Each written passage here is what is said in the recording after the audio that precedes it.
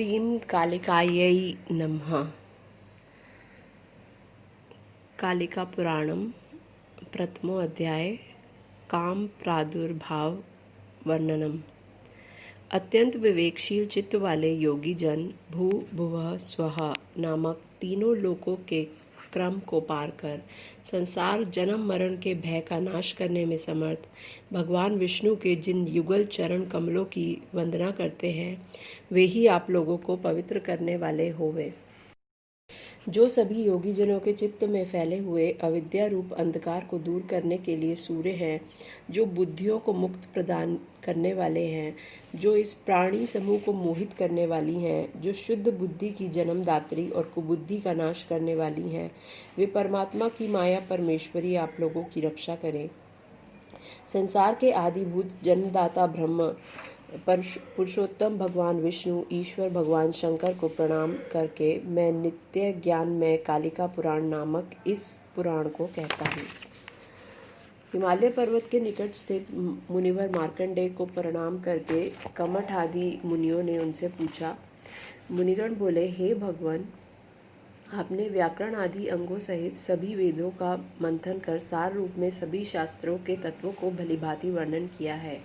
हे ब्राह्मण, सभी वेदों और शास्त्रों में हमें जो संशय हुआ उनका आपके द्वारा वैसे ही विनाश किया गया है जैसे सूर्य के द्वारा अंधकार समूह का नाश किया जाता है।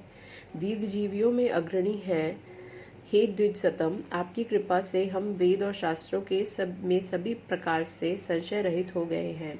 स्वयंभू ब्रह्मा ने जिस धर्मशास्त्र को रहस्य सहित कहा है उसे हे ब्राह्मण आपसे ही पढ़कर हम पूरी तरह से कृतकृत्य हो गए हैं।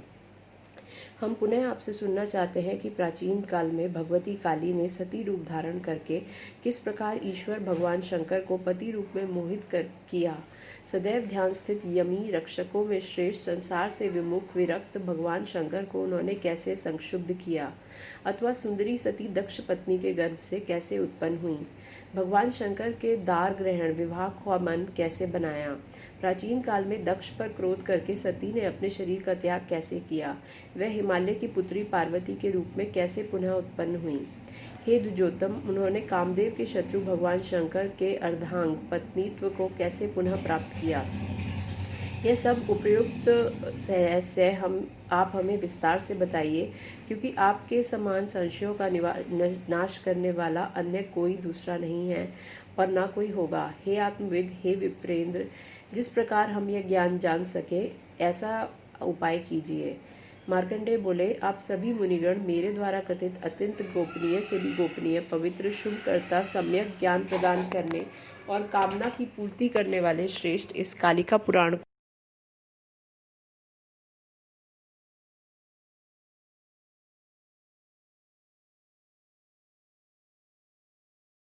पुनः यवक्रीत मुनि को सुनाया और उन यवक्रीत ने असित से कहा।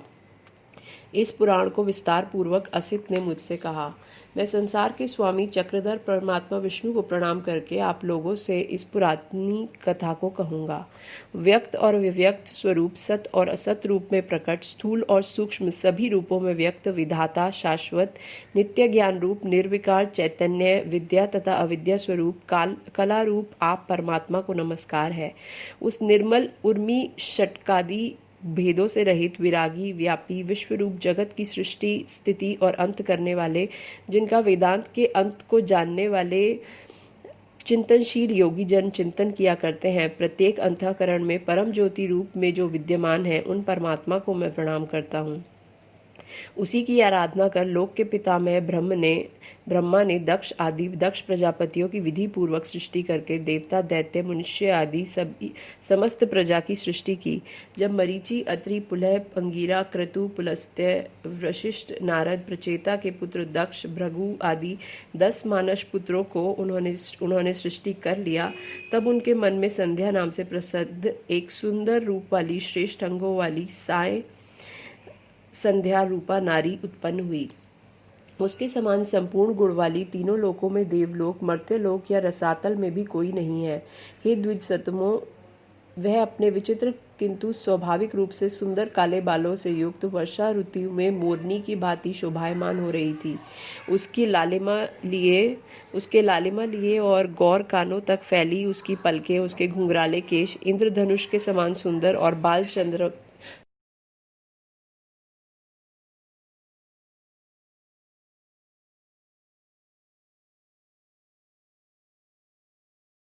हे द्विज सतमो, उसकी दोनों भुएं स्वाभाविक रूप से सुंदर तथा चंचल और कानों तक फैली हुई थी। वे मीनांग कामदेव के धनुष के समान प्रभावशाली और नीले वर्ण काले रंग की थी। उसके भ्रू मध्य के निचले भाग के ललाट से तिल के पुष्प के समान सौंदर्य को प्रवाहित करती हुई लंबी कितनी नुकीली नासिका शोभायमान हो रही थी। उसका मुख लाल कमल के समान आभा युक्त एवं पूर्ण चंद्र के समान प्रभा से युक्त था। उसके अधर अपनी सुंदर लालिमा से बिंब फल की लालिमा को भी फीका कर रहे थे। ठुड्डी के चारों ओर उसका मुख सुंदरता और मनोहरता जैसे गुणों से पूर्ण था। उसके दोनों स्तन कमल के कोश के आकार में उठे हुए थे। वे मोटे पुष्प और निरंतर ऊपर उठे हुए जान पड़ते थे। हे ब्राह्मणों, उसके दोनों स्तनों के मुखमंडल कुचाग्र श्याम वर्ण के थे, जो मुनियों का भी मन मोह लेते थे। उसका मध्य भाग कटिभाग रेशमी वस्त्र की भांति वली त्रिवली मोड़ युक्त एवं मुट्ठी में आने योग्य पतला था। उसके मध्य सबने शक्ति स्वरूप मनोभव मन मंदिर का दर्शन किया। यह मनोभव की शक्ति समता शाक्त निष्ठा दर्शाती है।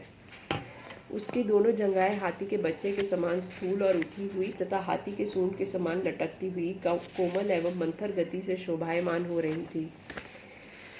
उसके दोनों चरण सुंदर पाषाण एड़ियों से सुशोभित धरती पर उगे कमल की भांति लाल रंग के थे, जिनकी परस्पर सटी हुई उंगलियों के समूह कामदेव की बाण की भांति मनोहर थे। उस सुंदर दांतों वाले पतली पतली रोमावली से घिरी हुई पसीने से युक्त मुखमंडल वाली लंबे नेत्रों वाली सुंदर हंसी वाली सुंदर कानों से युक्त सुंदरी, जिसकी चिबुक ठुड्डी नाभि योनि 3 अंग गहरे और कपोल स्तन नितंबों के युगल 6 अंग उठे हुए थे को देखकर ब्रह्मा उठ गए, हृदय में चिंतन करने लगे।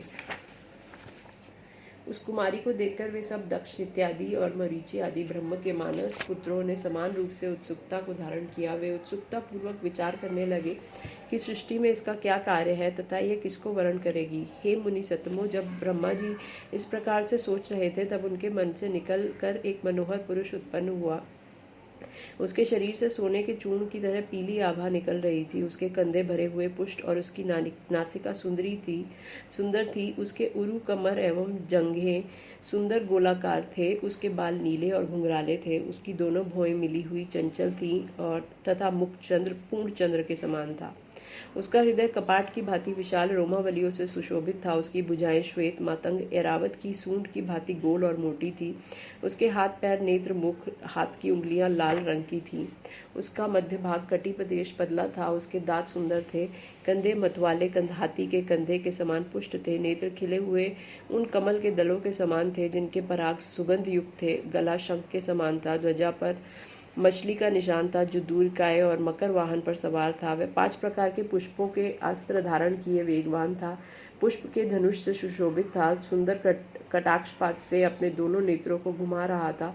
उस सुगंधित वायु से भ्रमित मस्त और श्रृंगार रस सेवित उपयुक्त रूप के पुरुष को देखकर वे ब्रह्मा के दक्ष एवं मरीचि आदि 10 मानस पुत्र सब तब विस्मय से भर गए। उनमें परम उत्सुकता उत्पन्न हो गई। उनके मन में तरह तरह के विकार उठने लगे।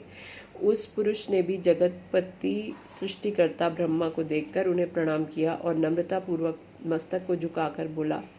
पुरुष बोला, हे ब्राह्मण, हे विधाता, मैं कौन सा कर्म करूं? मेरे जैसा पुरुष के लिए जो सुंदर उचित और न्यायपूर्ण हो, उसमें मुझे नियुक्त कीजिए। हे लोकेश्वर, आप संसार के सृष्टा हैं, इसलिए मेरा नाम, मेरे योग्य स्थान तथा मेरी पत्नी का भी मेरे लिए आप ही निर्धारण कीजिए। मार्कंडेय बोले, इस प्रकार की उस पुरुष की वाणी को सुनकर अपनी सृष्टि पर ही विस्मित हो ब्रह्मा क्षण भर कुछ नहीं बोले, तब वे आश्चर्य की भलीभांति छोड़कर मन को संयमित करके उस पुरुष के कार्य आदि को निर्देश करते हुए उससे बोले।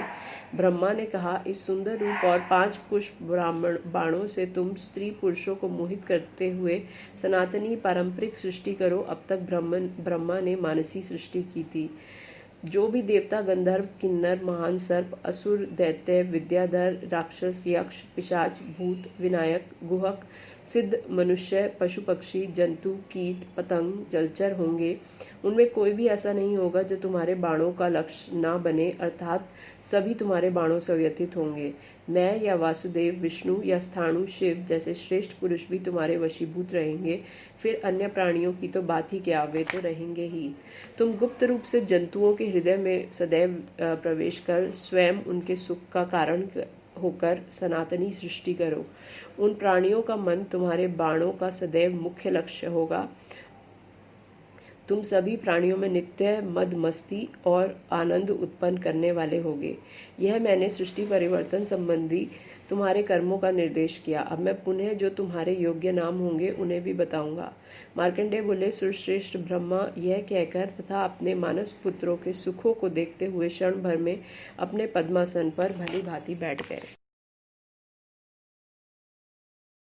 संपूर्ण हुआ।